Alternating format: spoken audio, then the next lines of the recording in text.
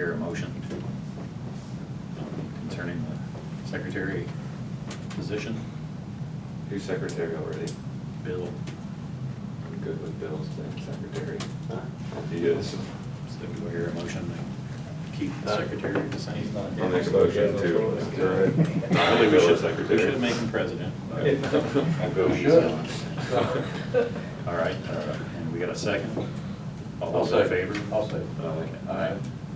All right, next up, vice president is currently Steve Smith. Do I hear a motion regarding the vice president? I'll make a motion to appoint Steve as vice president. I'll second that motion. All those in favor? Aye. And finally, president. I'll make a motion to retain Lenny Rosencrantz as president. Okay, I'll second. second. All those in favor? Aye. Thank you. No motion for term limits? I think that's There's always a council term member limit. jobs. My term limit's coming next year, so. 2020. All right, well, next up then, invocation. And you retain that Yeah, I got it. as well. Let's pray. Father, as always, we thank you for this day and the opportunity to meet here. The business we discuss is important for the Board of Public Works, the City of Hannibal, and the residents of the city. We ask for your blessing on this agenda, especially the stormwater proposition S. That requires a decision today. May your grace guide us through this difficult process with a favorable outcome for the city. We humbly ask these things in your name. Amen. Amen. Allegiance To the flag of the United States of America and to the republic for which it stands, one nation, under God, indivisible, with liberty and justice for all. You're the new president. Congratulations. You don't care. You are still secretary. Yes. Okay, next up, consent agenda, next payrolls and claims, for your attention on that. I'll make a motion to accept. I'll say. All those in favor? Aye. All right, comments from the audience. I see one person signed up. Mr. Bowen, you have the floor. Good evening. Thanks for allowing me to speak. I'd like to speak about Martin Street once again. As you guys know, the council voted to close the street last meeting, and so I went to figure out some funding to fix Martin Street, maybe prior to the new stormwater with some grants or whichever. So I decided to contact Senator Cindy O'Loughlin, and I've been talking to her for a little bit. She had some family stuff, so it's been a couple of weeks. But then she pointed me into Cindy Holtz out of the Mark Twain Regional Council of Governments in Perry, and she said there could be a block grant for Martin Street. I talked with Lisa Peck, the new city manager, and she said that that street would apply for this grant. And so Cindy Holtz and Lisa Peck are going to meet at the end of the month to, I hope, pursue this grant. It's very lengthy and paperwork and such. The deadline was actually May, so we'll be looking for next May. She said there could be another time at the end of the year maybe, but most likely next May. So hopefully they'll pursue that. I didn't know if it'd be out of line to have maybe Andrea, when she gets back, to help Lisa and Cindy Holtz pursue this grant. So everybody's working, from different directions, that kind of thing. But yeah, the way the funding works, there's no match. There's no 50-50 or 90-10 like some MoDOT stuff is. We can put up some money, but just to make our application look better. Honeywell did an application of $300,000 last year, and they only put up $2,000 or $3,000. Another city did $500,000. They put up $50,000. So there's no requirement, but it'll just make our application look better. I know that we've done the engineering study for Martin Street, which is probably 10 or 12 grand. If we added maybe another 10 onto that, it would make our application look well better. They go by the amount of houses that the street closure affects, and Cindy Holtz said she was going to grab up as many houses as possible that is affected by, Martin Street instead of just a couple, or, whichever to get the most funding. So if anything, we might be able to do, maybe the second best plan for Martin Street instead of the minimum cost, or whichever. So, What are the eligibility requirements, just out of curiosity? as long as the street's in that area and the mean income of that household is like sub 25,000, I think it is, maybe 20 grand. And Martin Street, according to Lisa Peck's maps, definitely applies. Just that one line, no more. But that's about it. So, cool. I don't think it'd be a problem having Andrea, help out with that. Okay. We should be involved, especially if we're gonna be the ones doing the fair. Right. We have some water and sewer relocations to do or replacements to do, even electric that we can throw in there as costs that are outside of the stormwater fund that will help make it look good as well.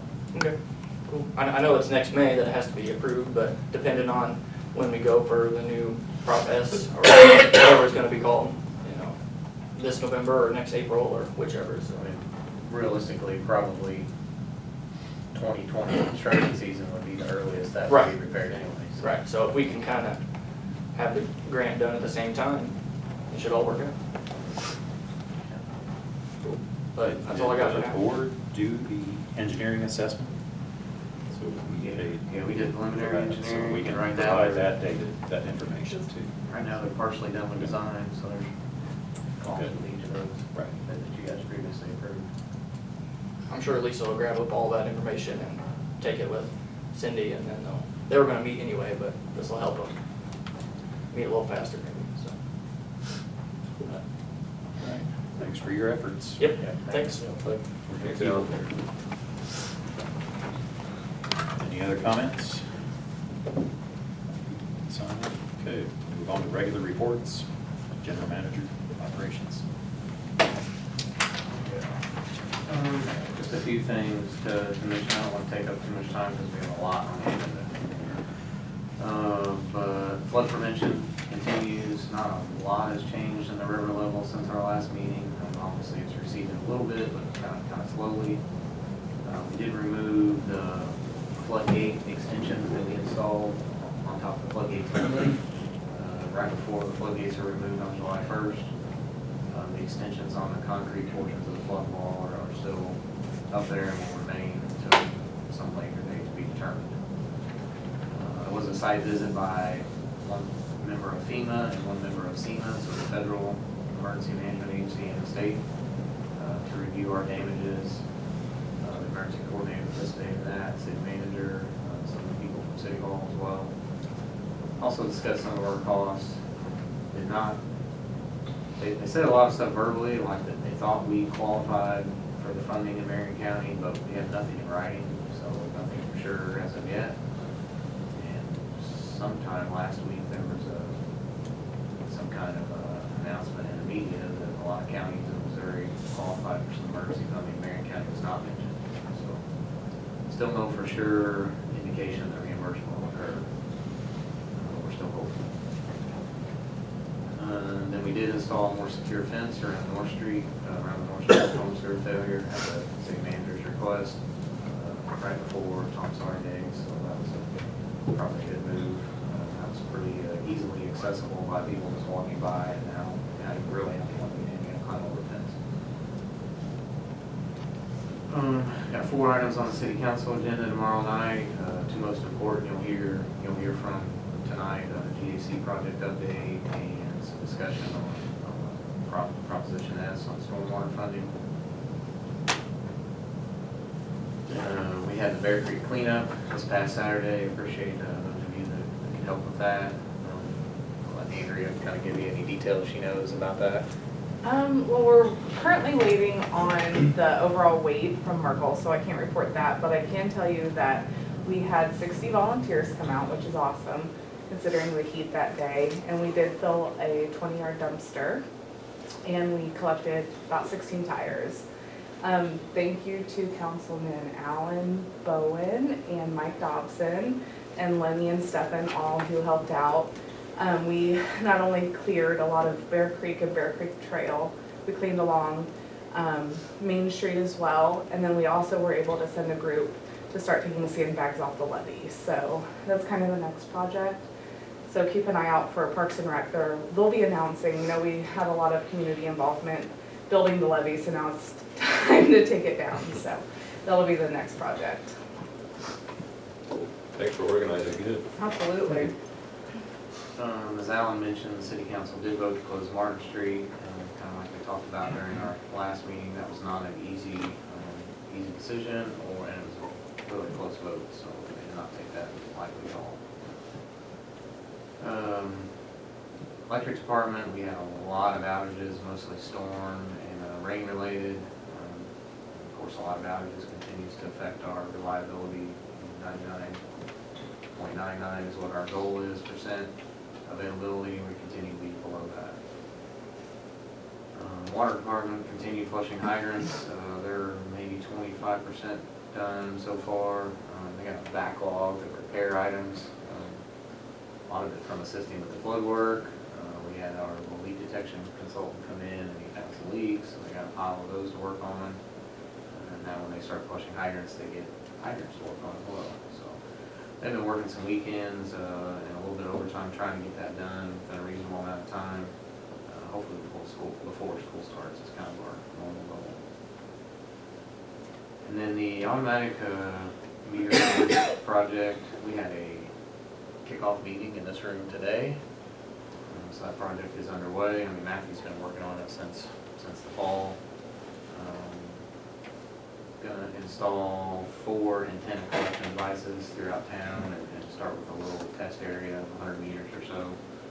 See how that works out. That should be happening in the next couple of months. The antennas, poles are already up. We're just waiting for the contractor or the supplier to install the antennas.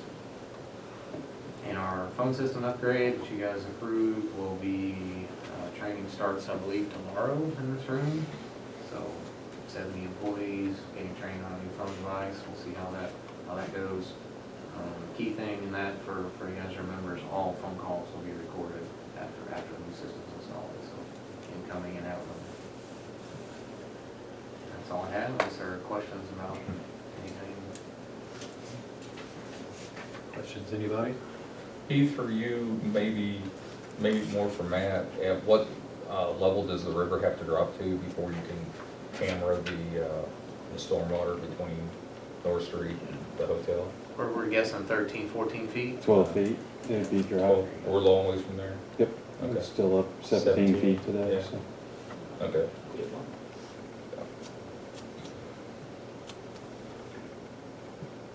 All right. Is what it is. In that case, we'll move to the financial report next. Mr. Gray. Good evening. The first page of the packet is the balance sheet. Restricted cash decreased and unrestricted cash increased after transferring bond proceeds again to reimburse ourselves for GAC project costs. We're going to be doing that every month until the project is done. There are no other major changes on the balance sheet. The next page is current month actual compared to budget. June was a decent month financially with company-wide net income about $147,000 more than budgeted, with favorable results in the water and sewer funds, offsetting unfavorable results in the electric fund. Got to throw a caveat out there. It's best to consider these results as preliminary. It's my official air quotes, my accounting term. At the time the board packet was prepared, final labor and fringe amounts were not available. And so I just set those equal to the budget, which I think reflects it in all material respects. This is due to the timing of the pay periods in June and the date of the board meeting. So labor and fringe amounts were estimated to be the same as their budget amounts, which should be accurate in all material respects. Also, the early board meeting timing this month is likely that some operating expense invoices for June had yet to be received. Of course, the packet that came out was issued July 10th, so there's still a lot of days left to be invoiced there. Unit sales were down about 16% from last year in the electric fund, which caused operating revenues to be less than budgeted in that fund. However, operating revenues in the water and sewer funds were higher than budgeted. All in all, even including the caveats there about kind of preliminary results, it was a decent financial end of the fiscal year. The next page is current month actual compared to the same month last year. This report isn't very meaningful this month. Comparing June for the same month a year ago was challenging, as the June 2018 results reflect the annual audit entries related to pension expense, et cetera, as well as the cost of settling the water quality class action lawsuit a year ago. So it's kind of not really an apples to apples comparison there. The next page is current fiscal year date compared to budget. We ended the fiscal year with company-wide net income about 17% below budget. This is being entirely driven by the electric fund, as the water and sewer fund's net income in total is about 34% more than budgeted. The electric fund's results reflect unfavorable budget variances in operating revenues and power supply costs. Revenues are within about 2.9% of budget, and power supply costs are within about 1.9% of their budgeted amounts. But in total, they're causing over $1.1 million of the unfavorable variance in net income. In the water and sewer funds, favorable variances in operating revenues are more than offsetting unfavorable variances in operating expenses. The next page is the current fiscal year date compared to the same time period last year. We ended the year with company-wide net income about 24% less than last year due to higher purchase power costs and higher operating expenses in the electric fund. Due to the storm relief efforts last year, they were not duplicated this fiscal year. Results in the water and sewer funds are significantly improved from last year to date, driven by increases in operating revenues and the lack of litigation settlement expense in the water fund. Overall, in my opinion, the financial results are acceptable. I've kind of said this the last several months, as it continues to be true. In my opinion, the main factor causing our unfavorable net income to budget results are the MISO marketplace prices, which are entirely out of our control. It's another year preliminarily in the books. You guys have any questions or? I guess for this upcoming year, we have a new contract for the MISO purchase power. Those are the Take summer effect this year? the summer block energy, not for this year that we're in right now, but for the next summer. Not till next June. Yeah.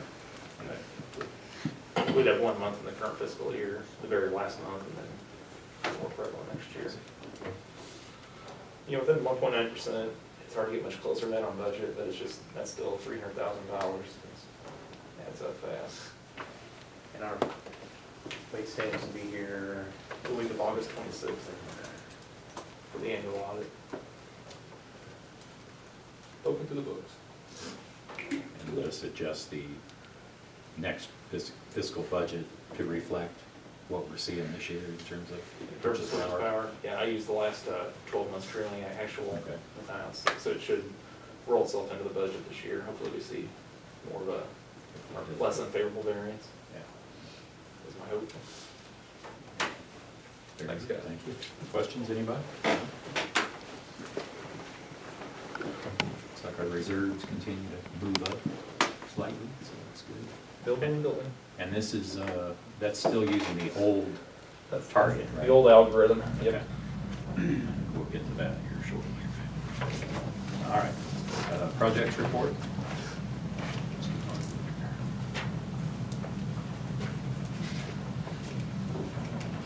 I want you to notice that one project that is not listed is the SRF project that we've been working on since roughly 2011. So we've turned in all the paperwork, we've got no response, so it's off the books. Okay. Proceeding with the GAC project at the water plant, there's a photo taken by the contractor currently here. I think it was taken the morning of July 10th. They just poured the first part of the new transfer well, the wall here. They came back on the 11th and poured the second half of the wall. Just today, they're on the interior here, right, the concrete forms in preparation of installing some beams so they can do the top slab pour. That'll be happening probably in the next couple weeks. So progress is being made. They're a little bit behind schedule. They've had to delay some deliveries of the building and the GEC vessels. Later in the project, they think they can make it up because when they put their schedule together, they didn't overlap a bunch of trades. So they think that overall there may be like 5 days behind total substantial completion. So it's still moving along. Contractor made quite a bit of progress on our Warren Barrett storage tank repaint. There's a picture The top picture is what the tank originally started as. The bottom picture is a picture I took this morning. Contractor's substantially complete on that. We're waiting on just a few punch list items. Nice. And the water crew actually started filling the tank back up today, so. Next project will be repaint of the time maker's tank and working with the engineer. It'll be going out to bid hopefully within the next month or so. One big item I did fail to mention on the GAC project is we're finalizing specifications to go out to bid for the GAC material itself. So plan will be go out here in the next couple weeks so that we can have something to bring to you at the August board meeting. With the water, the river water receding, I met with Jeff of TRAC, went over some of the observations that we had during the most recent flood, and looked at some of the data that we were able to gather from Wilson Street and the wastewater plant. We've got kind of an idea as far as how to move forward with our investigation. One big thing that we're going to do is go up and meet with MDNR at Macon and kind of lay it out there on the table. This is what we've done at this point. You know, how far do you expect us to go? You know, if we continue to see a 30-foot river every year, do we have to maintain closure of that SSO structure every time? I mean, right now we can make it up to about 25 feet.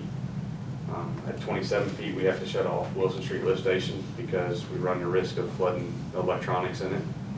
And so, you know, if we have to keep this closed at a 30-foot river, we're going to have to do some other things that maybe weren't originally as part of the scope of this original project. So it's just something that we're going to have a conversation and see what their feeling is on it, and that way we can plan how to move forward. Because we're going to chase forever. What's that? What do you think they're gonna say? Yeah, it's okay to put sewage in the river. I don't see that. Under certain conditions, I mean, what happens if we had a 35-foot river? You know, you're flooding a bunch of homes that have direct access through floor drains, toilets, any type of drain in the house into the sanitary sewer system. I know. And so, you know, how do you combat that? You know, like the ball field, the old armory. I mean, all those floor drains are transporting water, storm water directly into our system and overwhelming it basically. So, but we're going to have the conversation and see where it leads. So, I mean, this flooding season at some point, I don't know the exact point, we literally got an email from DNR and so did other people saying no violations will be issued due to flooding. I mean, that was for some finite period of time, but it was an extreme season. and then on the stormwater utility development, we had a conference call with Black and Veatch on the 5th of July. They're coming on site for a 2 or 3 hour meeting to help define, you know, the credits process, the appeals process on July 23rd. So we also provide them information from our billing software so they can try to map information that they have from the county's data and into our billing system to see how big of a task that's going to be moving forward. So That's basically the first step on that contract they yep, approved. that was the contract you approved back in May. So Yes. And the credits and appeals, I think, will probably help the people to understand better, you know, what they're gonna have when we get around to another board. So Yep. That's good. it goes back to just some of the questions we had when we were out talking to the public prior to the first vote. So. All right. Very good. Any other questions? Anybody? No? Don't keep on to get this, keep that moving along. That looks good. I think that the vessels are supposed to start showing up in the next couple of weeks, but they're going to be housed in temporary sites. So. Can you So, box the building footprint up there and show them, because it's not just that basement. No, this will just be the new transfer well that we're pumping out of. The front of the building's going to be close here to the front of the existing structure. I think it comes out a little bit past this excavation and goes in behind this old storage tank site here that includes these tanks, so. Almost the same size as the long filter building there.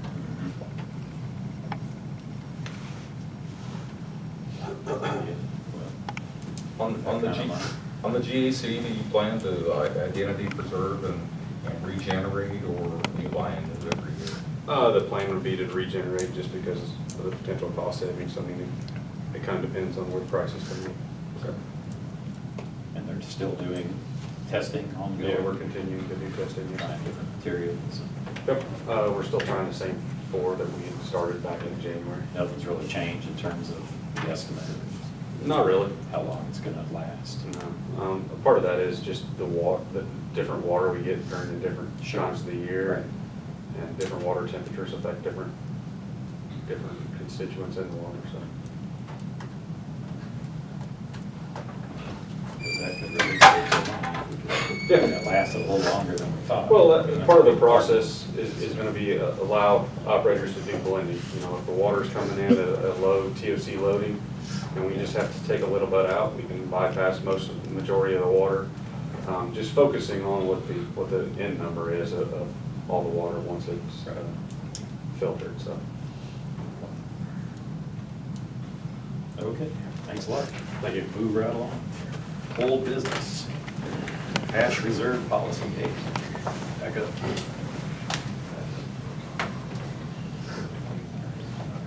A few months ago, of course, we commissioned Utility Financial Solutions to help us calculate a fresh look at our cash reserves. We discussed their findings last month, and then I put their findings in the context of updating cash reserves policy this month that presented you guys with. Management internally has looked over it, and I think we all agree that it's a pretty fair policy. Last month, we discussed having a maximum. And so I said in the policy, I said the maximum is 25% more than the minimum. Kind of spelled out some actions that we would consider in the case that a fund achieves the maximum, including paying down debt, reducing rates, et cetera. And of course, borrowed a lot of the language from the existing policy where if we find ourselves under the minimum, we would try to increase cash reserves by an amount of 5% of revenues every year. This is kind of what we came up with. I don't know if you guys have any thoughts or anything we wanted to discuss.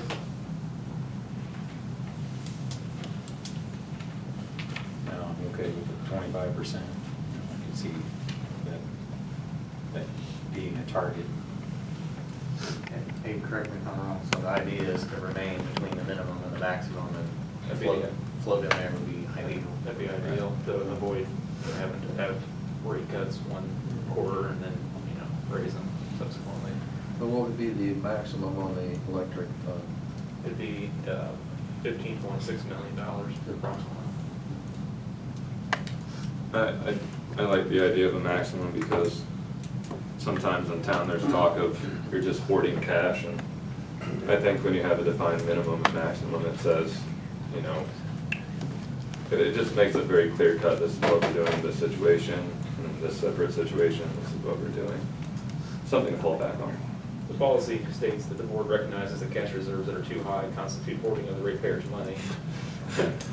And that cash reserves that are too low present risk of failure of utility assets and systems. So it's Spells it out. yeah, I try to be blunt. I mean, that was wording from the old policy. I think it's accurate and descriptive, so I put it in there. This does not prevent the BPW from accessing that money for short-term That is investments. Dropping below the minimum. Using, Yeah, for any prudent and/or we talked about that. Yeah, I would, like James said last time, or last month, this is our policy, it's our business to manage, or not our, the boards, on behalf of the citizens. And if there are, short-term exigent circumstances that require spending low or, proven financial opportunities that arise. About a 30-year loan we're talking about. But, or short-term in nature, We've seen a couple of possibilities, including this project here, that may or may not be able to benefit from a little bit of money, so, all right. And are you, We need to vote on this? recommending that we adopt this policy? We do recommend it, and, yeah, we need a vote. This is, it's actually a board approved, so we'll see a digital signature by Lenny Rosencrantz on this, the signature board goes forward. Okay. All But my right. pay grade is this there. I'll make a motion. Okay, do I have a second? I'll say. All those in favor? Aye. Thank you. All right. Nope, you're not going anywhere. I'm gonna stay up. I caught myself as well. Early payoff of the Ross County. Two words I like a lot. Yeah, this is the rare combination of win-win. We discussed this in the past. I think the board agreed to accept the Ross County's offer. Ross County still likes their offer, and so their attorney directed the early termination agreement, or it's a modification of the escrow trust purchase. We just, at this time, are asking the board to authorize me to sign it. This go to council tomorrow night, easy for the mayor's signature. So, All right, I hear a motion to approve this. I'll make the motion. And I'll second. Those in favor? Aye. Thank you.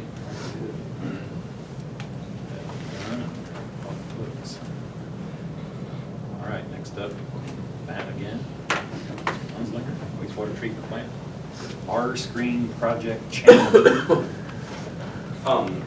As part of the new bar screen installation project at the wastewater plant, we also removed the old bar screen.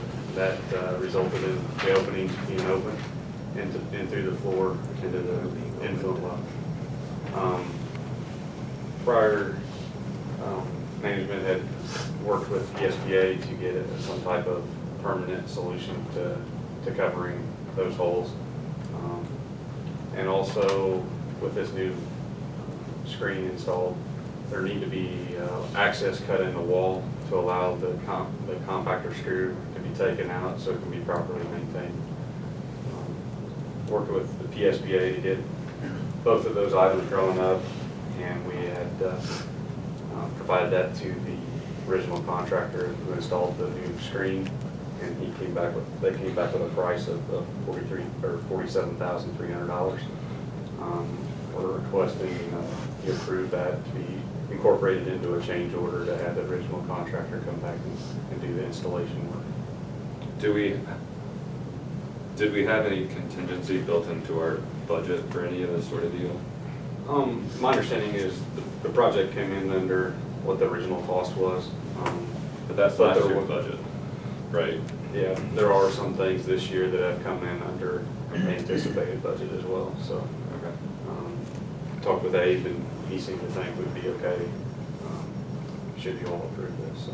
I mean, a hole in the wall is something we have to do to do the maintenance.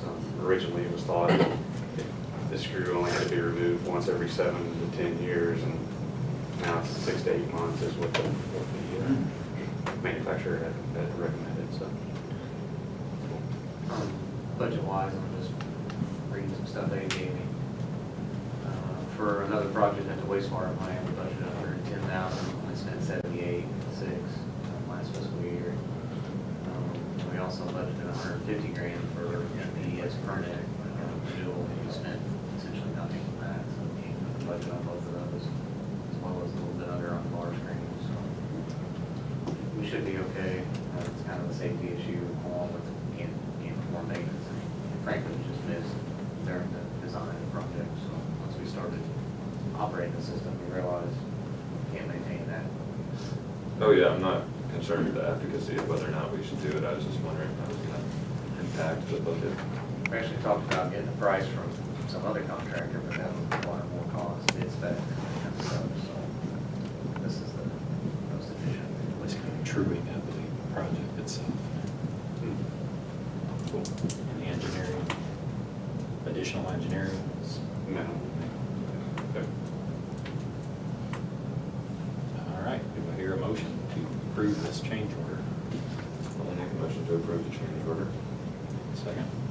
Also. All those in favor? Aye.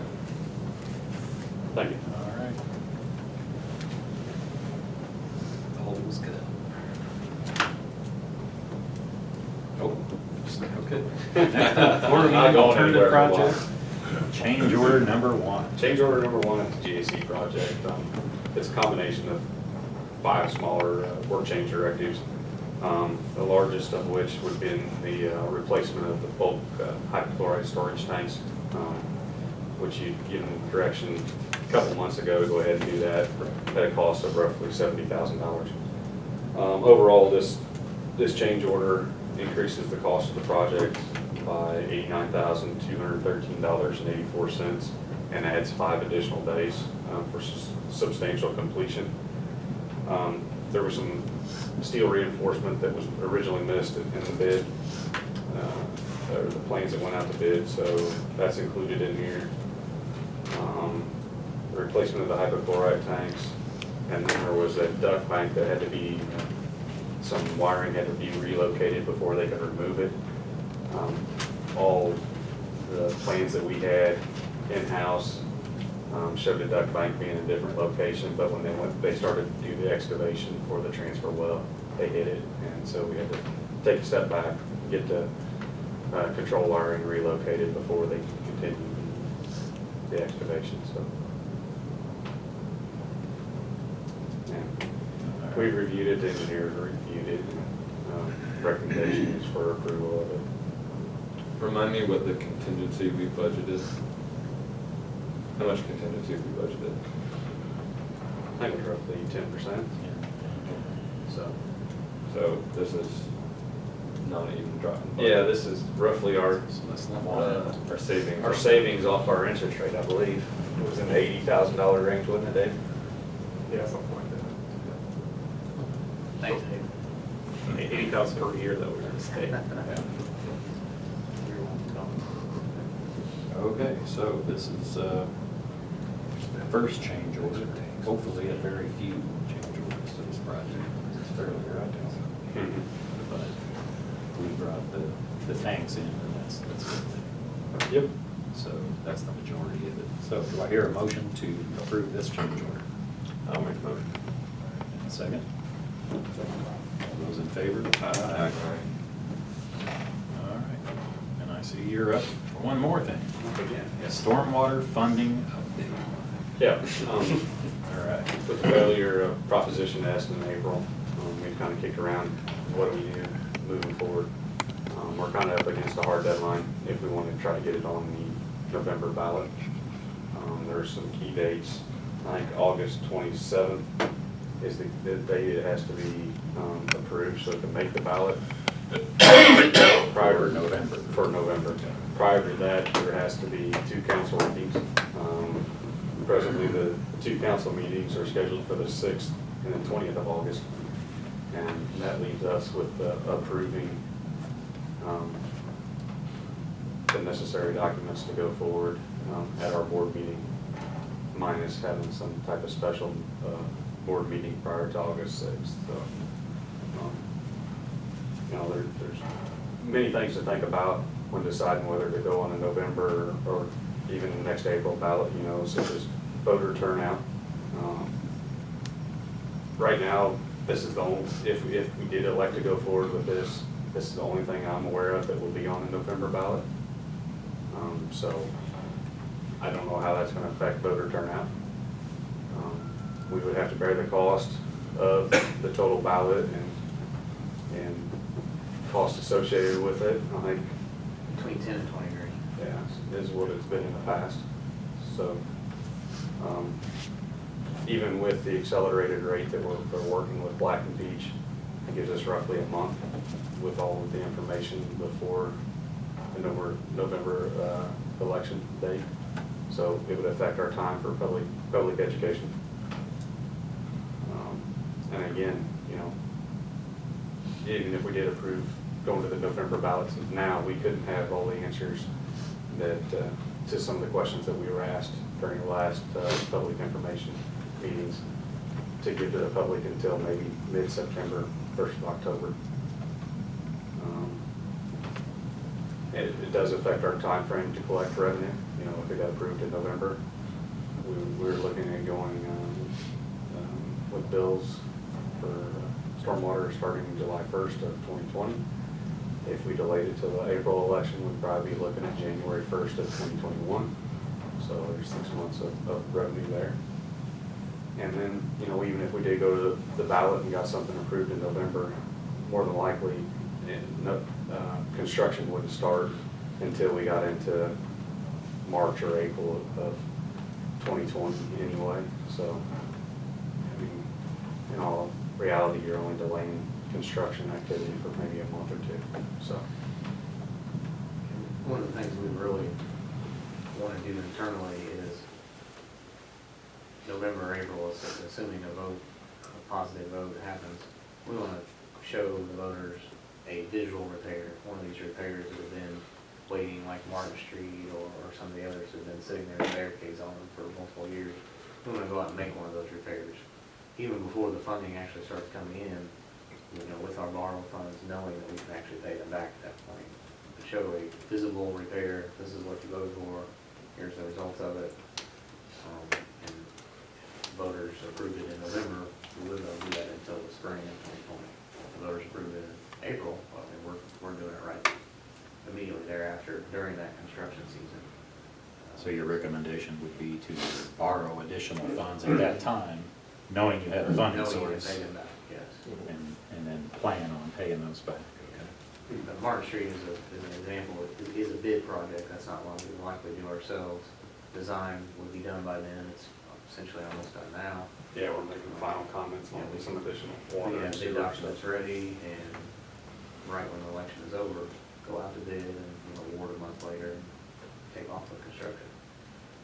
There are a couple preliminary things we can do ahead of time, water and sewer, maybe relocations or electric stuff, that we might be able to do ahead of time. But it don't cost us more department money. So staff, and I know we met with some of you, Andrea and Matt, and I are recommending waiting until April instead of November, even though we have some momentum right now with Martin Street closure, North Street failure, flooding season, all that stuff. We have some momentum built up. I'd really like to give people adequate answers during the education phase, which last time we were very general and got a lot of blank stares, and we were kind of giving them general answers.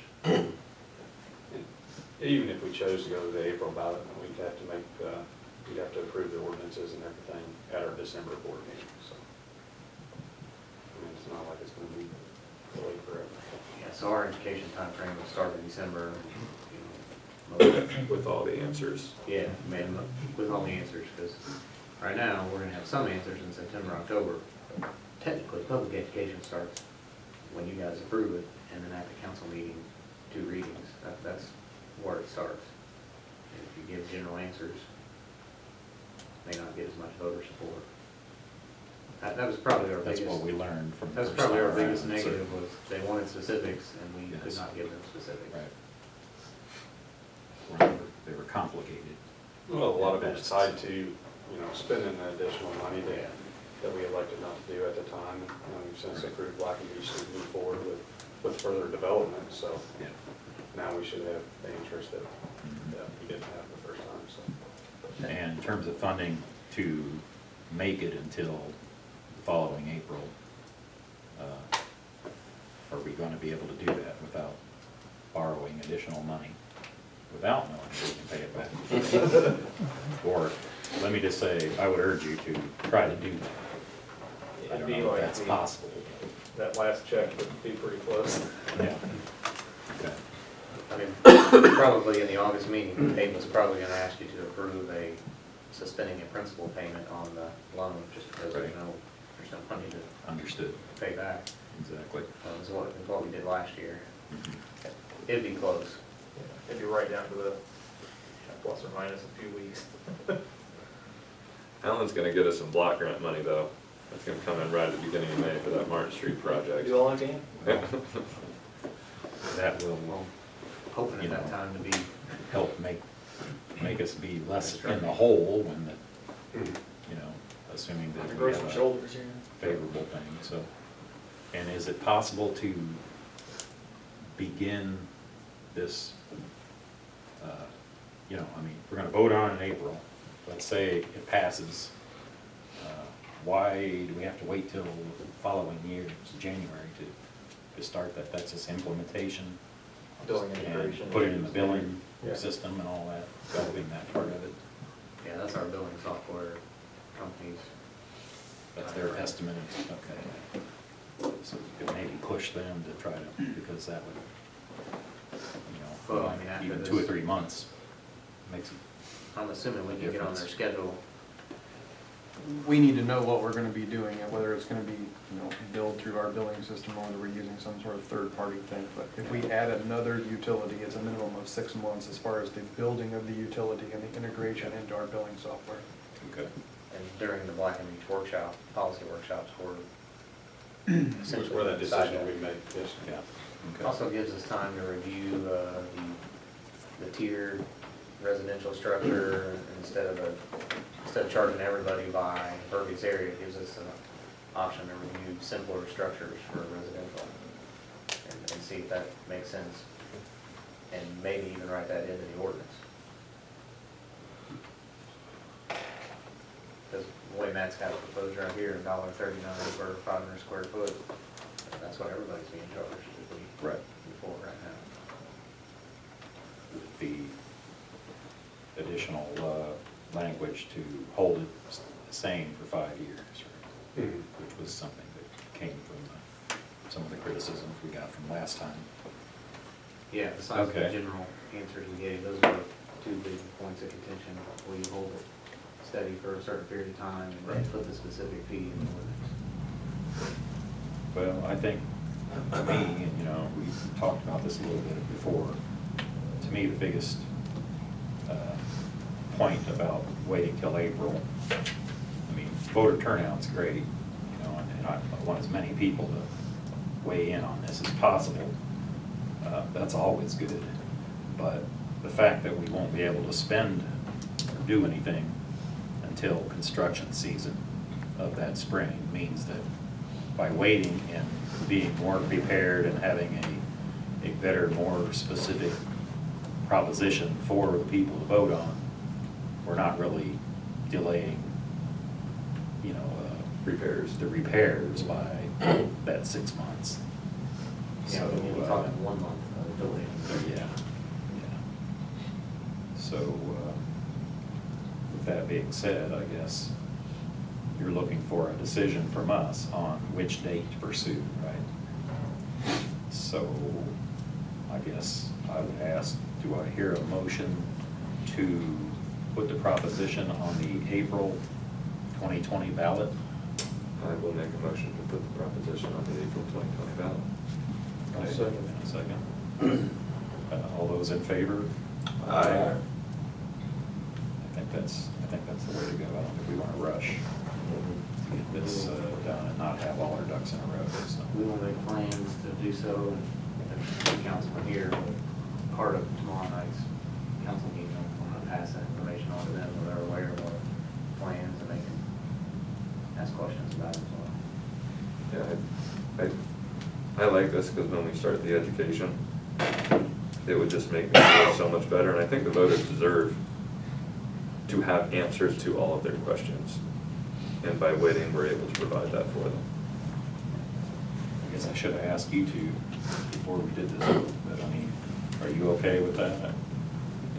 If it's only gonna delay by a month, yeah. I mean, you're pursuing some alternative funding in the meantime, so, we're Yeah, Education is definitely hopefully key. going to.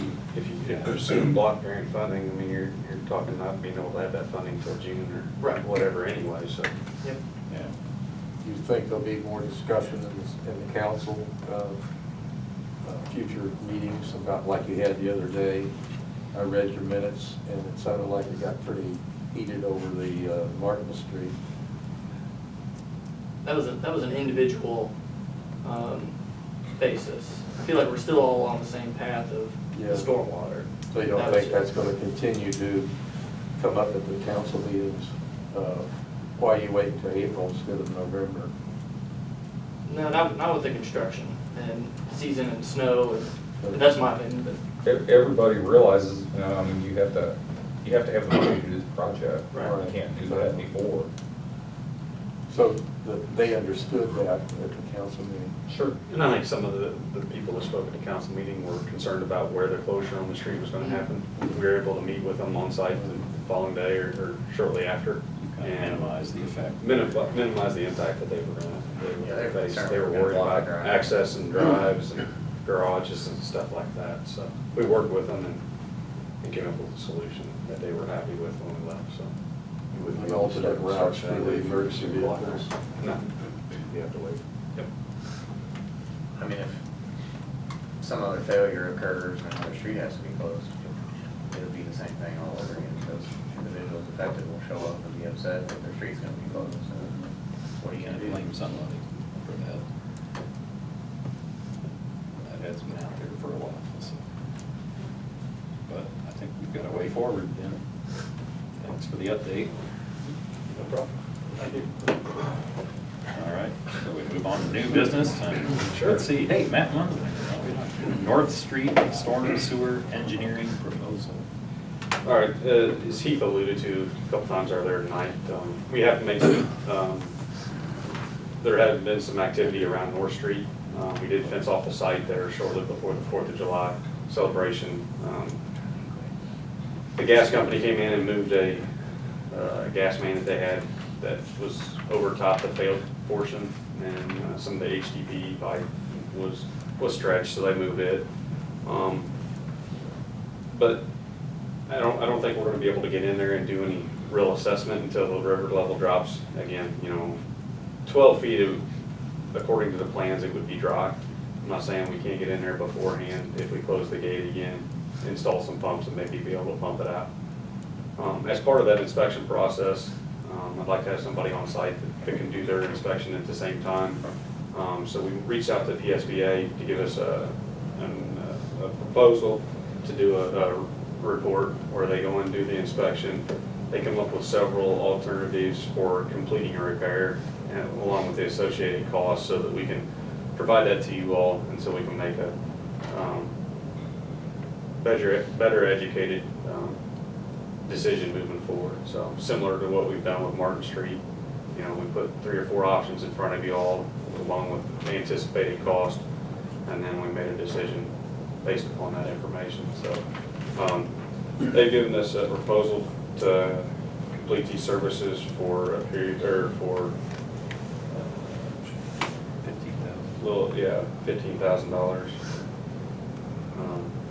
So we also reached out to them to give us a couple other proposals. There was one looking at the hydraulic capacity of the stormwater pumps and that whole stormwater collection system in the downtown area. And then also one of maybe making some improvements in the North Street area that are more associated with the levee. So those are kind of just sitting out there for right now. So Matt, will they work in conjunction with the Corps of Engineers, their work on recommendations? On some of it, yes. If it's related to to North Street, yeah, we will work with them on that. But if it's something that's associated with the levee, that's something we'll have to get with the city. The Corps was they said they were gonna do their own core drillings. Yeah. But then that pipe that goes under, if you're putting in a new pump, they were talking about, they would take care of hooking in the pipe, under the levee. So Okay. make sure that your engineers are aware of that. Yeah, we'll have discussions with them. We'll also have to work with the SEMA person should a disaster declaration be made for Marion County during this period. We have to follow those regulations as far as what hoops and we have to jump through in order to be eligible for reimbursement. So we'll be reaching out to them as well. So.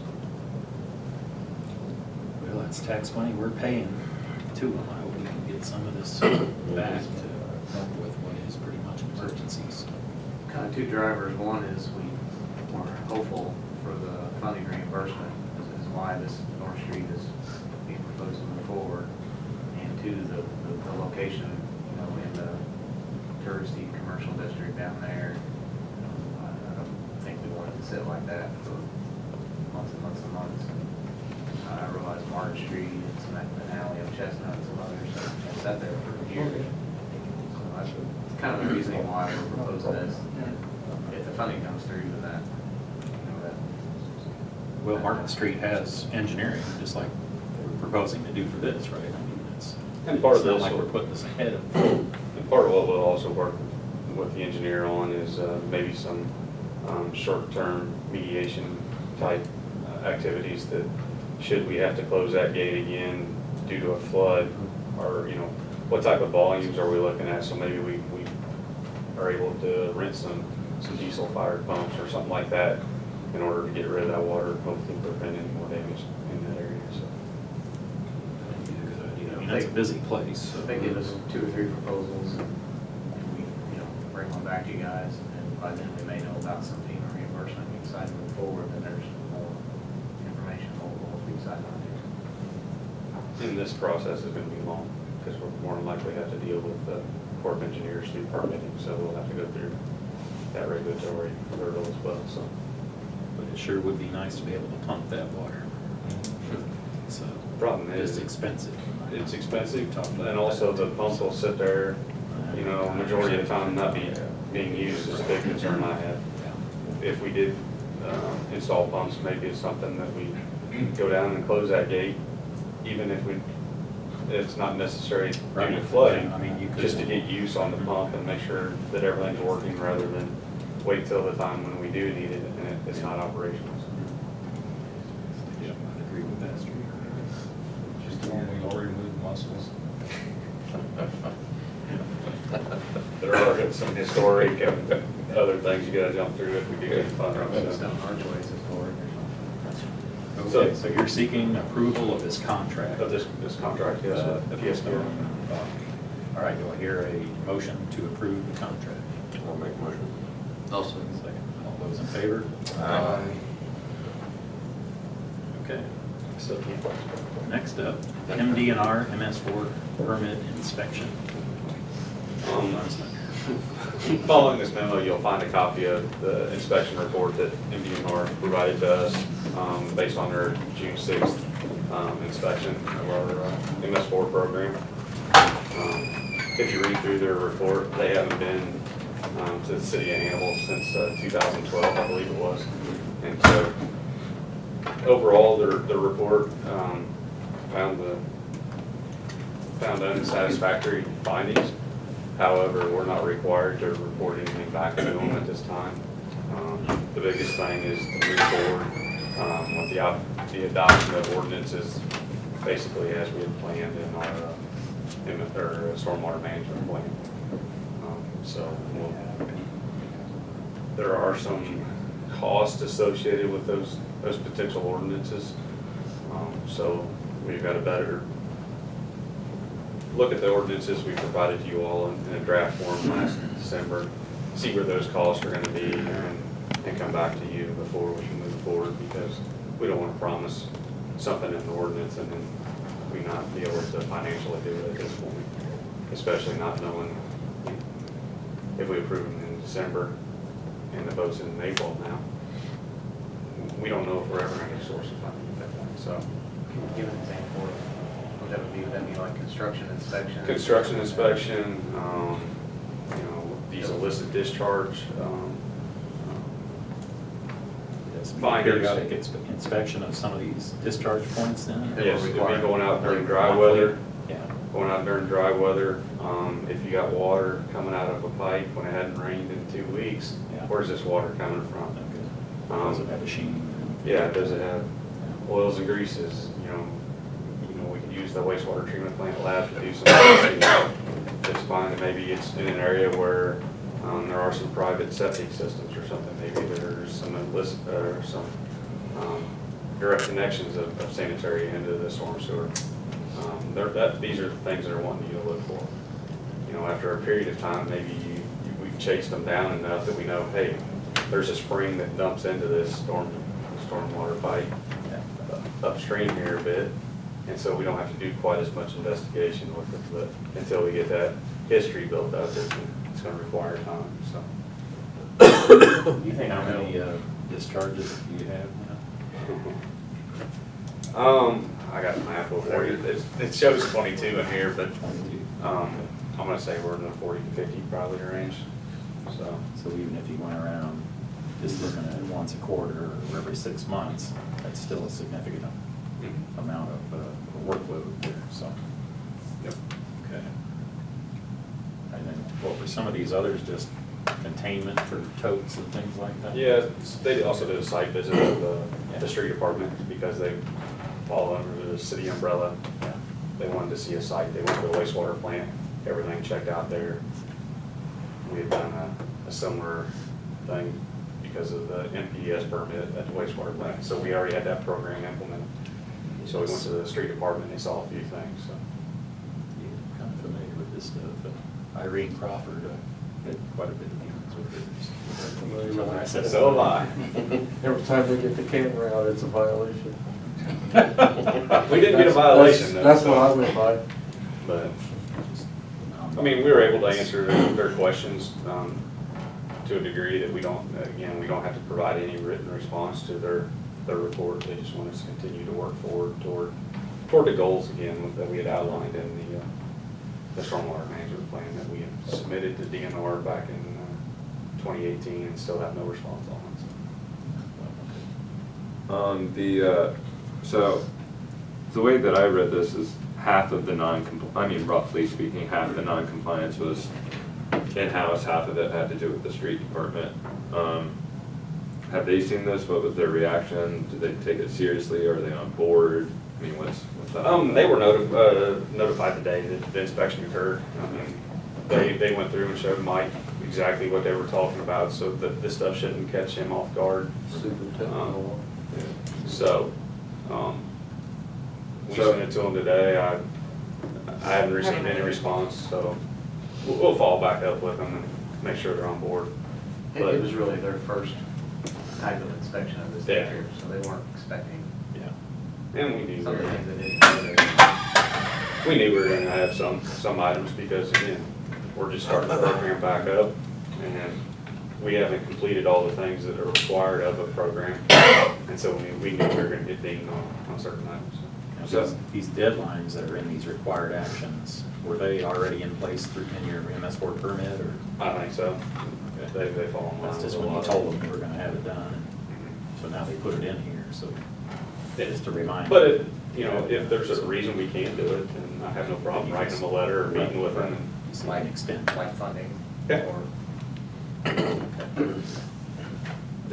In the report, it mentioned that they witnessed the street cleaner being dumped directly into water. Do you think that was a one-time occurrence, or do you think that is common practice before that? This was a one-time occurrence. What happened was the machine broke down, the debris body full of. And I know you're not the street department I superintendent. read where the but- seal on The seal was also on the leaking. vacuum truck, or on the sweeper. What happened was the debris body was full of debris and it broke down. So it was sitting in their yard for a couple weeks while they were doing flood activities and stuff of that nature. It just happened that day was the day that they got the piece put back on the machine. They emptied the debris body. It stunk to holy heck. They filled the tank full of water to try to wash that out, and it was leaking around the seal. And he went to dump it right there on their yard. And so they stopped them, sent them down to the wastewater plant, they dumped in our dump pit down there that we dump our back trucks in. He came back, but most of the time it's not filled with water that full. They just use just enough water to keep the dust down, Right. and so they can pick the material up. So I think it's a one time. And the street department was 3/4 surrounded by water at that time, Yeah. Yeah, it's by river water. kind of like an island, when As far as the ordinances are concerned, is that something we can write in-house? We've got some guidance from EPA on a couple of the ordinances. One of them is specifically written for us. It was something PSBA had done back for the city. We presented those to you in December because that was something we said we would do by the end of 2018. I can send them back to you so we can use them as a starting point to move forward. There may be some costs with ordinances.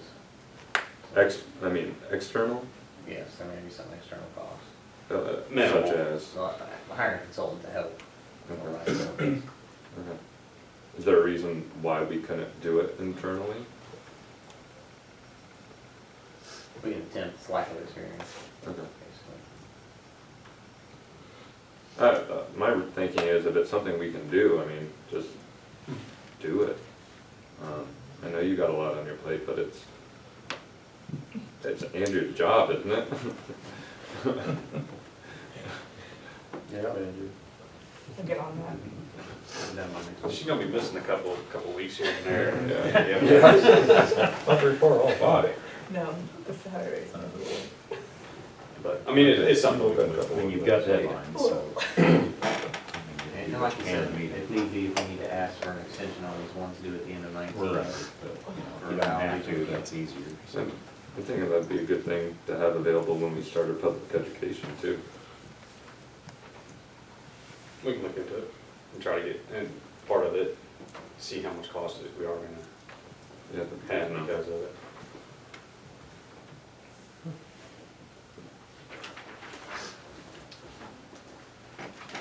Okay, So no real there is approval. no No action approval, it's just- required on this. Just information. All right. Okay. Any other questions? Well, I guess you are. And we're almost. Thank you. Thanks, a lot, Matt. Thanks, Matt. Next up, pole attachment agreement. Matthew. Matthew Jones. How are you all? Very good, how are Good, thank you. Doing well, thank you. So basically, in a nutshell, we're looking for an actual formal policy that sort of describes everything that entails a pole attachment. In the past, we have had a flat fee that has been just presented to the public in our schedule of fees and charges for a flat amount, but it doesn't necessarily give guidelines, construction guidelines. More importantly, it doesn't give us any sort of enforcement when it comes to illegal attachments or having that contractor remove those attachments. So the idea was that we were going to consult with MPUA, who was gracious enough to give us a draft of a policy that they had done years ago. It was based upon some APPA approval guidelines when it came to pole attachments. So there were some wording changes, some sections that we had to either add or remove from that sort of draft agreement to make it fit our need here. James was gracious enough to review that for us and came back with a couple of suggestions that were also incorporated.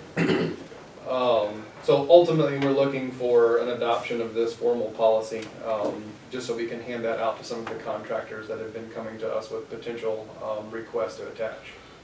So within this policy, it will have some application permits. We're not charging a permit fee, but the nice thing is that we're going to know which poles they're going to attach to. It'll give us the ability to go back out after that attachment is complete and follow up just to make sure that they did complete everything successfully, as well as give us the ability to update our mapping system, which will ultimately be used to track this so we can issue a request for payment on a yearly basis.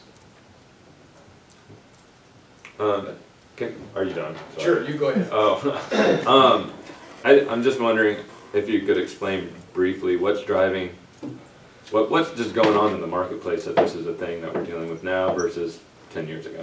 There is, the way I see it, the pole space is almost like a real estate commodity. There are a lot of places that, a lot of people, a lot of different service providers that are coming to the area wanting to attach. The idea is that we are going to be able to set specific guidelines and ask them to follow that. There are some places that have turned this into a money-making thing, and that's not what we want to do. With publicly owned poles. Correct. Our whole intent is with that fee is that that's going to allow us over time to continue to maintain, to inspect that pole, if there is a need, replace that pole, and just cover some of the labor and cost associated with maintaining each of those poles. You know, we've got 10,000 plus poles in town. You know, they're not cheap to maintain. With another service provider coming in, boring a hole in there to make their attachment, boring another hole for their down guy as well, if we can structure the pole over time. Yeah, so that was my next question is, well, I mean, I'm sure you've looked it over. This will ensure the integrity and safety of our workers when they're going up? There are some stipulations in there about where equipment can and cannot be placed in respect to the pole itself. The intent behind there was to ensure that if we needed to replace that pole, we can get equipment in there without damaging those other utilities, services, whether that be a pedestal or a vault or something like that. But also, making sure that if we have to climb that pole, instead of using a bucket to access that, we know what's there, it's in the proper space, and we can still work around it if necessary. Okay. Cool. Sounds like you've counted all the chickens. Well, we've tried. I How many realize that. service providers is this gonna affect? The reason that we started this is Dozen? that we've been asked by a couple service providers, Sheraton Valley was one, Yeah. Socket Telecommunication was another one, for a formal pole attachment policy. They gave us some samples which were very comprehensive and not very specific that we didn't necessarily agree with, and that was the driving force behind developing something a little more formal. I anticipate that if those utilities are not willing to put their service underground, that they're coming more and more to us to attach the pole to provide service to the public. Also, in the past, we have had what I would call a gentleman's agreement with AT&T, since they have, technically they were here providing service through the telegraph before the utility even started. They have some pole ownership, we have some pole ownership. We've actually worked that out to where if we remove one of their poles and replace it with one of ours, we retain ownership of that pole moving forward. But this, at this time, will not affect the local telco. It will just be cable providers or any future attachments moving Okay, forward. so this is just new customers as Kind of opposed to existing. Correct. I see. One of the other That's too drivers bad. is, we had telecom companies approaching us wanting to get on 1 or 2 poles. And now we had a couple that approached us wanting to get on 50 poles. Well, big difference between putting in 1 new pole and saying attached to it versus us maybe having to replace 50 poles. So, The other issue is because of some changes in federal and state law, because all these companies have got really good lobbyists and legislature hadn't really been paying attention. They more or less have said, if you don't have a formal attachment, they can more or less come in and it's public right away and they can do whatever they want. So that's the other driving force, is to make sure that you don't have, it's not like the Wild West. We've got some control and we know what's going on. So, and I think that it's like something like, and we've looked at this, what is it, like 90 days, if you don't respond in 90 days, then they can just do whatever they want, more or less, so. It holds both parties to a certain agreement, which is the major thing. You know, we have a certain number of days to respond to their permit request. They also have a number of days to respond if we're vacating for any reason, or if we're doing any sort of reconstruction or a make-ready project that requires work on either side. There are some guidelines that we both have to follow. The one statement in there that I did not get to speak with James about was whether or not we needed to adopt a formal city ordinance to allow any sort of enforcement with this. Oh, you know, contractually, there's, and you and I hadn't talked about it, contractually, there's some pretty good penalties, et cetera, et cetera. I mean, Sure. that's not to say we couldn't do some ordinances, but then, of course, your recourse there is probably enforcement through city court, and with this being more of a contractual thing. Right. I'm not trying to weasel out a drafted Oh, no, ordinance no, for you, I'm just saying, I toyed with that idea, I didn't talk to you about it, because I was kinda like, I think contractually it's probably pretty well covered, but if you want us to look at it, I can take a look, probably not this week, but Oh, I I'll take a look, at it, if you want me to, I mean, if you think there's enough teeth here. I think we've probably got enough teeth here, and I guess my other point would be, if I'm wrong, it's not that hard to draft an ordinance and put an ordinance into effect. You know, I generally try to avoid, there ought to be a law. Well, sometimes there doesn't need to be a law, and if you've got it covered other ways, why further complicate your schedule of your ordinances? However, if it looks like it's something we need to do, I don't think it would be that difficult to get something done. So then we could go ahead and approve this new agreement, Absolutely. and then if you wanna, I mean, if you wanna do an ordinance that would run in parallel, then you Yeah, could do oh yeah, that too. and it would primarily be for purposes of enforcement. If we looked at issues where, you know, we can't do it contractually, but quite frankly, this has got enough teeth that the better way of enforcing probably would be to file a petition for some type of injunctive relief in circuit court to force them to follow the contract, because the circuit court's got a lot more teeth than our city court does. I would recommend approving this full attachment agreement as is, and if need be, at some later date, exploring Modify those options. Yeah, if it became a ordinance, problem. do whatever ordinance, that's not our problem anyway, so. All right, in that case, do I hear a motion to approve this new agreement? I'll make a motion to approve the full attachment agreement. I'll second. Those in favor? Aye. Thank you, sir. Thank you. Matthew spent a long time. Have you seen the number of pages in that document? Yes. There was probably 30 more to begin with, so. Hello. Appreciate his time spent on that. 69. And it's kind of outside his normal area as well, so I appreciate that. Good job. All right, the final item, new business, August board meeting schedule, 8th. Yeah, Meeting. I briefly mentioned last time during the general discussion about relocating the August board meeting, moving it back approximately a week. For some reason, had somewhere in my notes, potentially the 27th, which is Tuesday of August at 5 p.m. It could either be that or it could be a Monday, 26th at 5 p.m. Those days, we can make work. I'm not sure why I had preferred the 27th, if that was something like you told me or somebody else, I don't remember. I'm good with either. I don't remember either. I'm good Turned with my either phone one. off, so I can't tell you. Yeah. They should be Your here. work schedule that needs to be No, we'll go there. either one of those. Either one days? will work. Hey, did you have any conflict with Monday or what you got on Friday night? Yeah, I'll recommend the Tuesday, just to make it easier. Tuesday, the 27th at 5 p.m. And this was to I'm gonna be out of refresh my town. memory. Okay. Yeah, I'm gonna be out of town the Monday, the third Monday of the month. You can choose to keep it there, it's a really short meeting. I don't know how productive it'd be. 27th at 5 p.m. If somebody will send me a text. Yeah, you need to make a motion. Okay, so do I hear a motion to schedule the August board meeting for Tuesday, the 27th at 5 p.m.? If, I'll make that motion. In a second? Second. All those in favor? Aye. Okay. On to comments from the city attorney. I don't have anything extra. You're good? All right. Now to the general discussion. Done for It me. has become the general manager's discussion. No general discussion. Okay.